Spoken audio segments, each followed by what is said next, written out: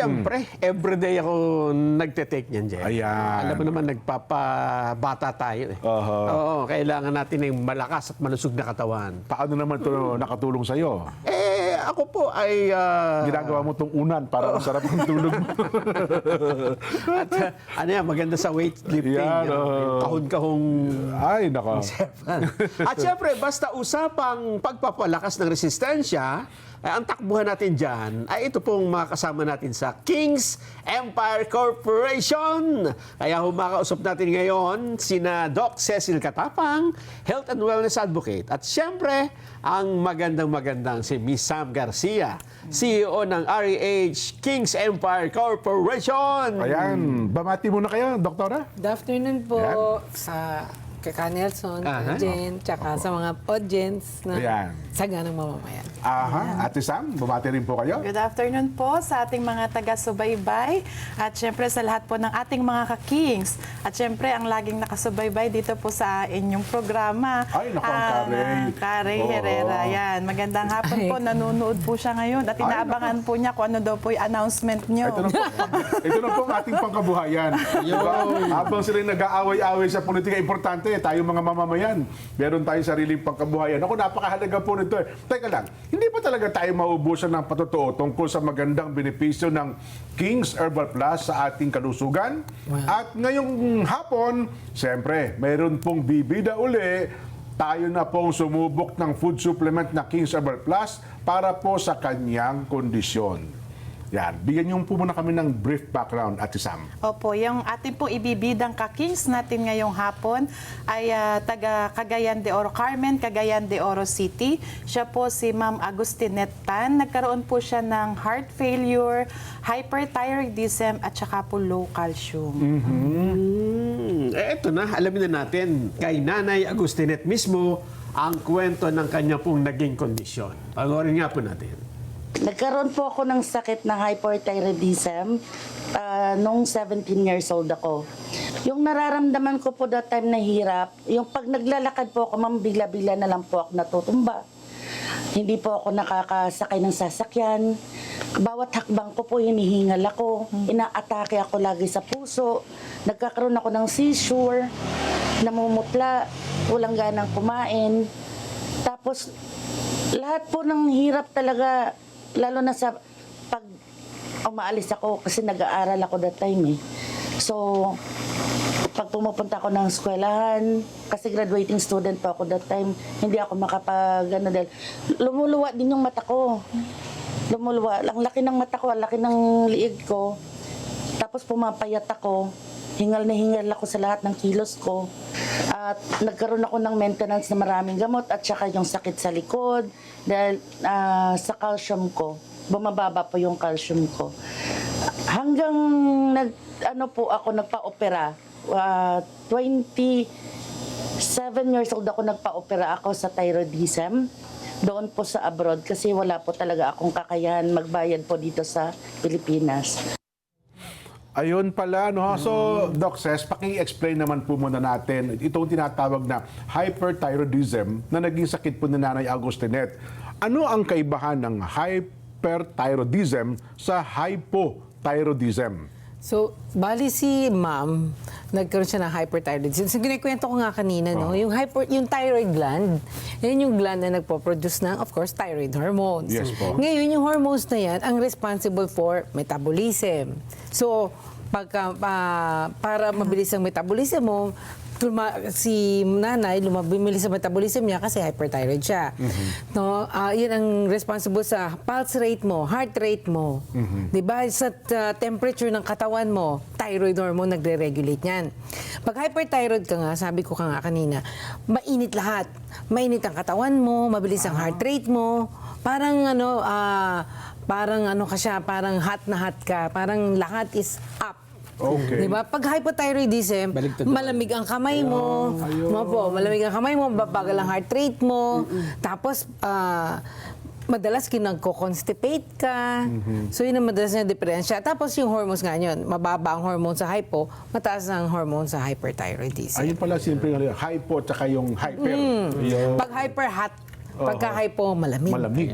Eh, nabanggit po kanina, Doc, na dito sa ating case study, lumuluwa yung mata, lumalaki ang leeg, namumutla, bumababa ang calcium, hirap maglakad at natutumba pa. Ito ba yung tinatawag ng mga symptoms, senyales ng hyperthyroidism? Yes, nakakwento ko nga kanina, ako mismo nag-suffer ako ng hyperthyroidism dati. Ah, okay. Kasi minsan pagkapanganak mo, di ba, nagkakaroon ka ng, nagmamanifest yan. So, ako nung nanganak ako. So, tuwan-tuwa ako kasi pumapet ako. Pero, napansin ko, sobrang payat ko na, tuwan-tuwa ako, pero sexy ako, di ba? Pero lumuluha na yung mata ko. Kaya sabi ko, nagpa-check up ako. So, yes, yung calcium naman, tumataas ang calcium sa blood. Kasi, yung bones mo, yung calcium sa bones mo, tatatapon sa dugo. So, nagkakaroon kang osteoporosis. So, mga signs and symptoms ng hyperthyroidism, mabilis ang heart rate, tapos nangangayayat, lumuluwa ang mata. Lahat yan, dahilan ng hyperthyroid ni Miss Agustin. Pero ito ho, mga ka-Kings, after daw po maoperahan ni Nanay Augustinette, talagang nanghina raw siya at tuluyan, nanghina ng tuluyan. At hindi po makakilos, tumatamlay, hindi na po bumalik sa dati ang kanyang sigla. Pero mabuti na lamang daw po at nalaman niyang isang sa kanyang kakilala ang tungkol po sa King's Herbal Plus. Panoorin po natin ito.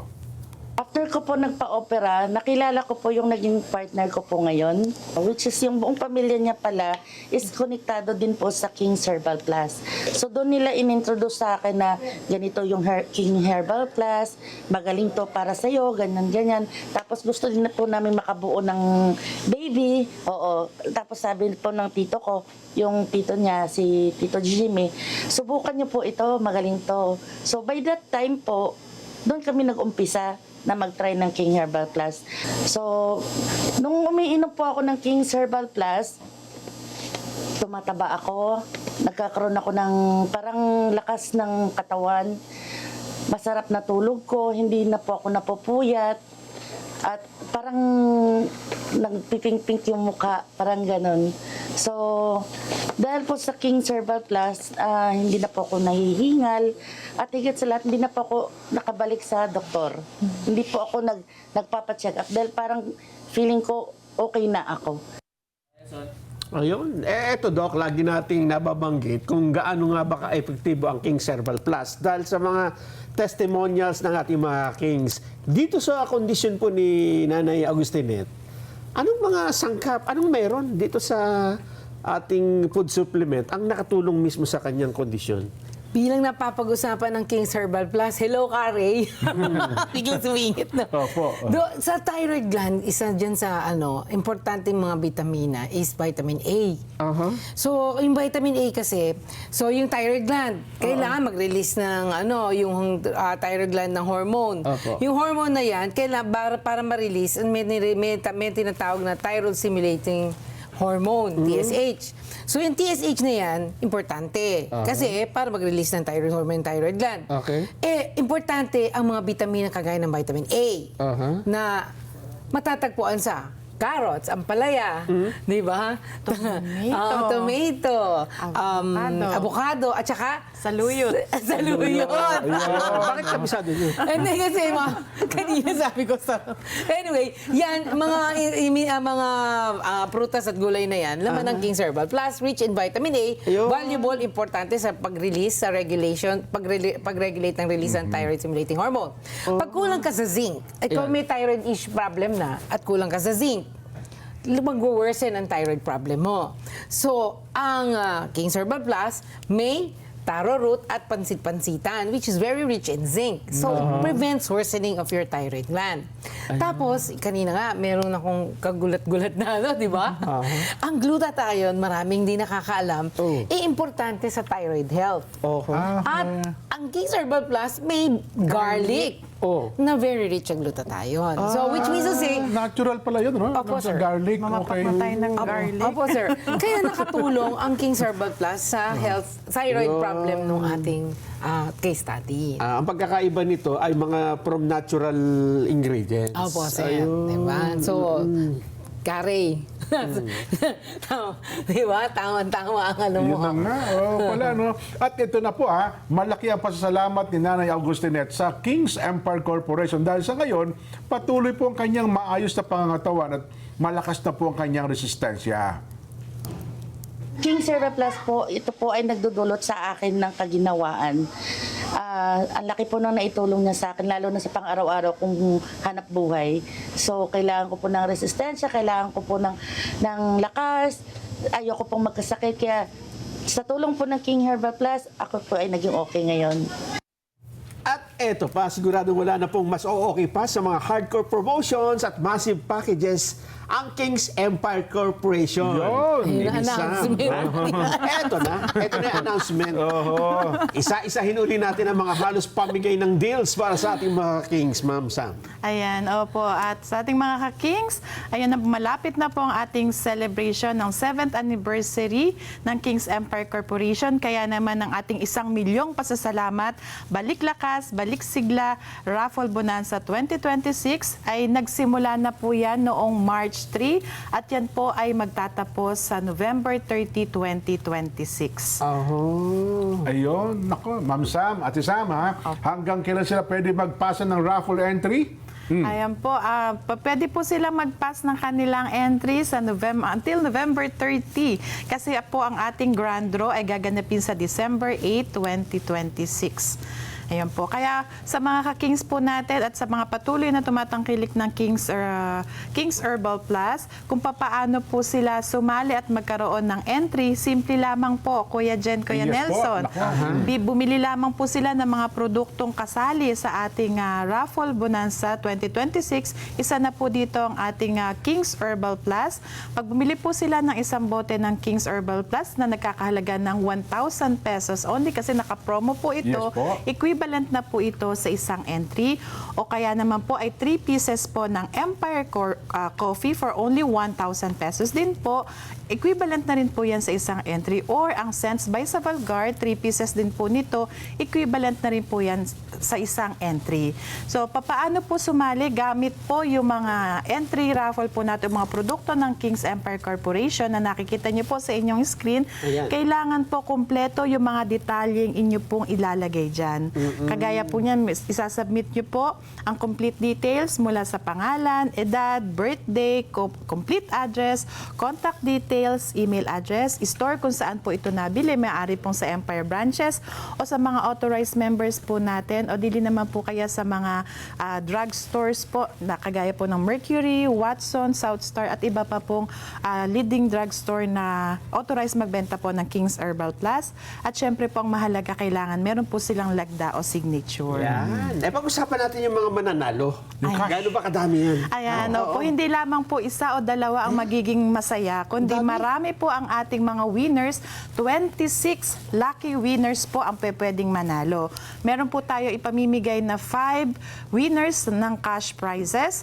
Meron po tayong grand prize na 500,000 pesos. Wow. Dalawa po ang ating major prize from 200,000 pesos to 150,000 pesos. Meron din po tayong 2 minor prize from 100,000 pesos to 50,000 pesos. Plus, meron pa po tayong consolation prizes na 21 winners na makakatanggap po ng business package from King's Empire Corporation.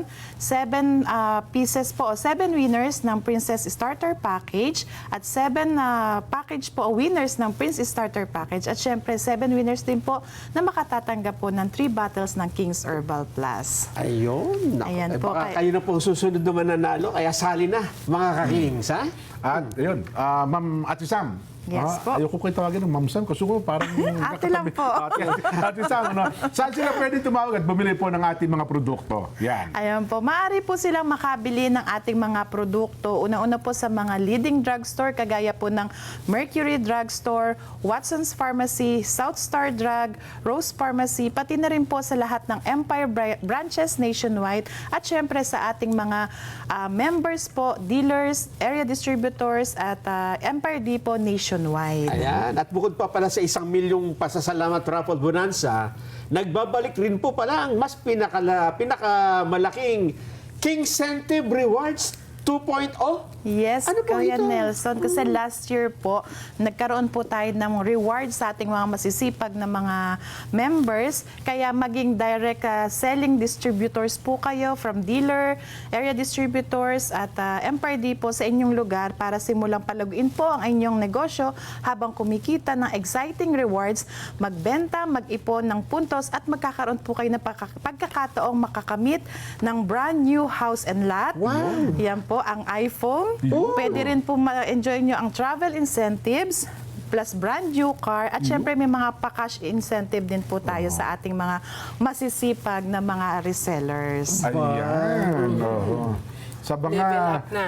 talaga naman 2.0 kaya pala 2.0 no? Yes, At sa opo. mga nagnanais po maging blooming at the same time nais po makatipid. But wait.